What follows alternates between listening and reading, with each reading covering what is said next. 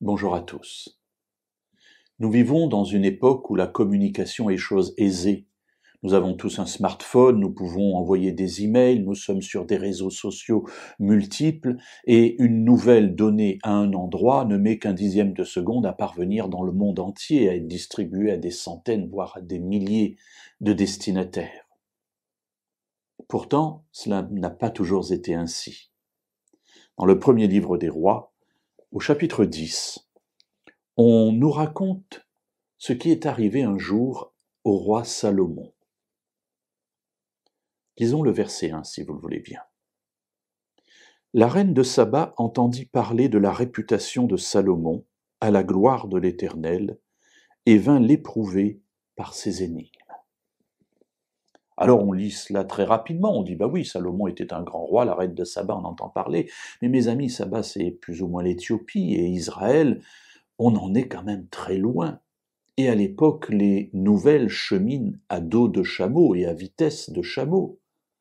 Ce qui veut dire que les choses ne parviennent pas aussi vite qu'à notre époque, d'un bout de la terre à l'autre extrémité de la terre.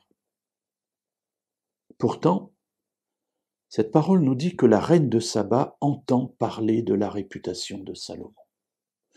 Le roi Salomon est tellement extraordinaire que peu à peu ce qu'il fait, ce qu'il dit est connu de tous les peuples environnants et de plus en plus loin jusqu'à atteindre le royaume de Saba, et même au-delà, vraisemblablement.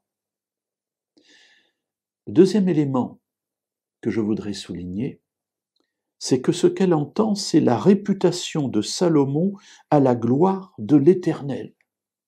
Elle n'entend pas simplement parler d'un grand roi, d'un roi intelligent, d'un roi riche, d'un roi qui vit dans un faste extraordinaire, mais elle entend parler de la réputation du roi Salomon à la gloire de l'Éternel.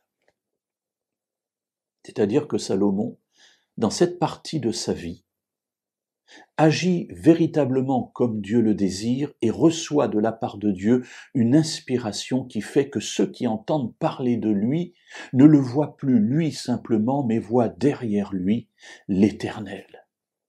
Ah, mes amis, voilà une réputation extraordinaire.